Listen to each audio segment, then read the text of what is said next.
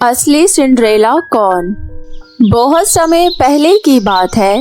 अरब देश के राजा अग्रसेन के राज्य पर दूसरे मुल्कों के लोगों ने आक्रमण कर दिया। सब कुछ खत्म हो गया था। उस युद्ध में सभी सैनिकों के साथ राजा अग्रसेन भी मारे गए।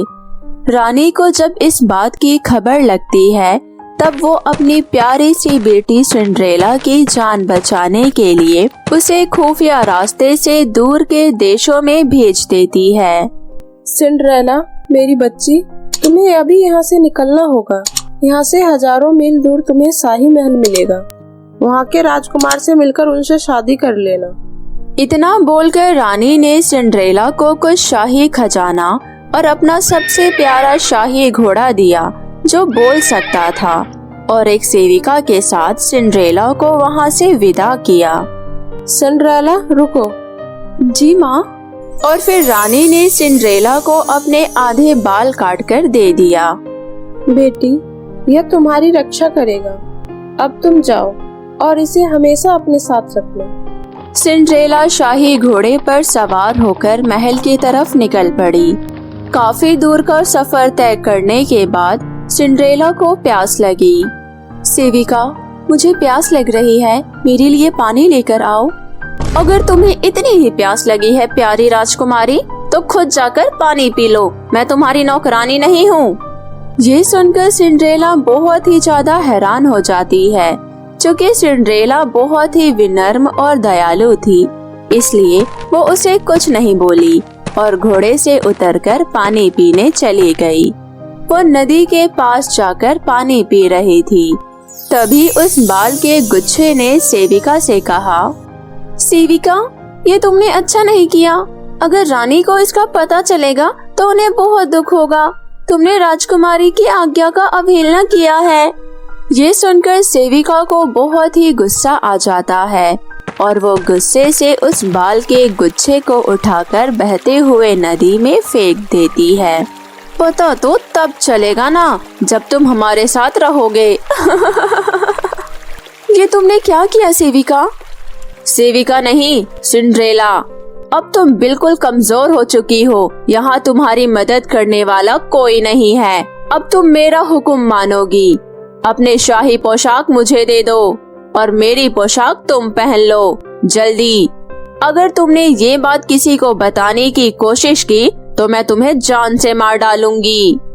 सेविका ने सिंड्रेला के कपड़े पहन लिए और शाही घोड़े पर बैठ गई। आखिरकार वे लोग शाही महल पहुंच गए। राजकुमार उन्हें लेने आए और सेविका को सिंड्रेला समझकर उसका स्वागत किया। हमारे राज्य में आपका स्वागत है, राजकुमारी सिंड्रेला। मुझे भी आपसे मिलकर बेहद खुशी हुई राजकुमार। आपके साथ यह लड़की कौन है?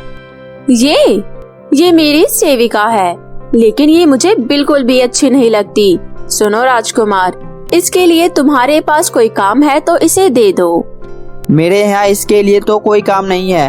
वैसे मेरी बहन है जिसे बगीचे में घूमना बहुत अच्छा लगता है। मैं उसका ध्यान रखने के लिए इसे रख सकता हूँ। राजकुमार, आप तो बहुत अच्छे हो। मेरा एक और काम कर दो प्लीज। इस घोड़े को जिस पर मैं सवारी करके आई हूँ, इसे खत्म कर दो। ये घोड़ा पागल हो चुका है। इसने आते वक्त मुझे कई बार गिराया है।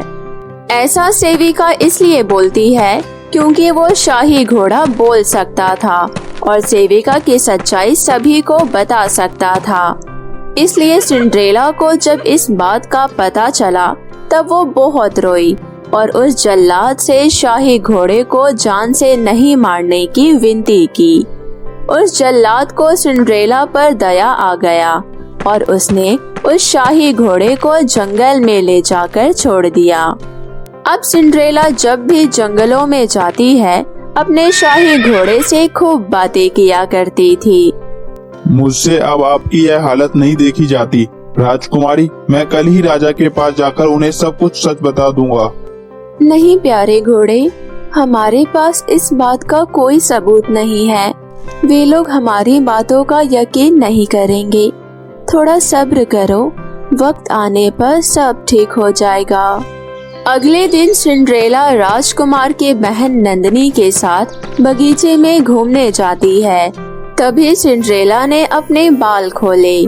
सिंड्रेला के बाल धूप में सोने की तरह चमक रहे थे, जिसे देखकर नंदिनी बोली, तुम्हारे बाल तो सोने के हैं, दिखाओ मुझे, तुम मुझे अपने बाल दे दो। नंदिनी सिंड्रेला के बाल नोचने लगी। छोड़ो, ये क्या कर रही हो नंदिनी, मुझे दर्द हो रहा है। हे हवा के झोंके, तेज आ और नंदिनी को उड़ा ले जा। तभी तेज हवा का झोंका आता है और नंदिनी को वहाँ से दूर ले जाकर पटक देता है, जिससे गुस्सा होकर नंदिनी घर आकर अपने पिता से सिंड्रेला के बारे में शिकायत करती है। पिताजी, ये लड़की किसी काम की नहीं है, ये मुझे बगीचे में ले जाकर बहुत मारती है। नंदिनी, तुम्हारी बात अभी अधूरी है, तुम मुझे पूरी बात बताओ। फिर नंदिनी राजा को उस दिन जो कुछ हुआ सारी बातें बताती है। ये सुनकर राजा बोलता है, ठीक है, अब तुम जाओ, मैं देखता हूँ क्या करना है। जब सुबह हुई, राजा ने सिंड्रेला का पीछा किया। उसने देखा सिंड्रेला जंगलों में एक घोड़े से बातें कर रही है। और फिर शाम को वो बगीचे में गया और झाड़ियों के पीछे छुप गया। तभी सिंड्रेला नंदिनी के साथ बगीचे में आई और फिर राजा ने अपने आँखों से देखा कि कैसे राजकुमारी सिंड्रेला अपने बालों को खोली हुई है, जो सूरज की रोशनी में एकदम सोने की तरह चमक रहा है। और फिर नंदिनी उसके बालों को फिर से उखाड़ने के लिए उसके तरफ बढ़ी। हे हवा के झोंके, तेज आ और नंदिनी को दूर गिरा। राजा ये सब कुछ अपनी आँखों से देख रहा था। अगले दिन राजा ने सिंड्रेला को अपने दरबार में बुलाया और उससे पूछा कि उसने ये सब क्यों किया, उसने अपनी सच्चाई क्यों छुपाई। ये सुनकर सिंड्रेला की आंखों से आंसू बरसने लगे। मुझे माफ कर दे महाराज, अगर मैं किसी से अपनी सच्चाई बता दी तो सेविका मुझे जान से मार डालती। और फिर उसने शुरुआत से लेकर अंत तक की सारी घटना राजा को बताई। घबराओ नहीं प्यारी राजकुमारी सिंड्रेला, अब तुम पर कोई आँच नहीं आएगी, मैं तुम्हें न्याय दिलाऊंगा। अब तुम जाओ और एक राजकुमारी की तरह सज धज कर आओ। जब सिंड्रेला तैयार होकर आई, वो सच में बहुत ही खूबसूरत लग रही थी। फिर राजा ने अपने बेटे को बुलाया और फिर बताया कि जो उसके साथ रह रही है वो नकली सिंड्रेला है, असली सिंड्रेला तो ये है, वो तो सेविका है। यही तुम्हारी असली सिंड्रेला है बेटा, यह तो मेरे लिए सौभाग्य की बात है पिताजी। राजकुमार ने जब सिंड्रेला को देखा तब वो उसकी खूबसूरती देखता ही रह गया और फिर नकली सिंड्रेला को बिना कुछ बताए राजा ने अपने दरबार में एक शाही दावत रखने का हुक्म दिया। आज हम सच का जश्न मनाएंगे और झूठ को सजा देंगे। राजकुमार और राजा सबसे ऊपर बैठे थे और दोनों तरफ राजकुमारी बैठी थी। एक तरफ असली सिंड्रेला बैठी थी और दूसरी तरफ नकली। सेविका सिंड्रेला को राजकुमारी के कपड़े में देख बहुत हैरान हुई। इसकी हिम्मत कैसे हुई मेरे बराबर में बैठने की। जब जश्न का माहौल खत्म हुआ तब राजा ने कहा, आज मैं आप सबको एक कहानी सुनाऊंगा, सभी लोग ध्यान से सुनिएगा। फिर राजा ने सिंड्रेला की सारी कहानी राज दरबार में सबको सुनाई और राजा ने नकली सिंड्रेला से पूछा कि अगर कोई ऐसा करता है तो उसके साथ क्या करना चाहिए। ऐसी झूठी लड़की को तुम क्या सजा दोगी, बताओ। मैं तो उसे आजीवन कारावास दूंगी। लो, हो गया फैसला, अब तुम सजा भुगतने के लिए तैयार हो जाओ। इसे ही कहते हैं जैसे को तैसा। और फिर सेविका को सजा मिल गई और असली सिंड्रेला की राजकुमार से बहुत ही धूमधाम से शादी हो गई। दोनों राजा रानी बन गए और शांति और खुशी के साथ अपना जीवन गुजारने लगे। मेरे प्यारे दोस्तों, कैसी लगी आपको मेरी ये कहानी, मुझे कमेंट करके ज़रूर बताएं और इसे अपने दोस्तों के साथ भी शेयर करें।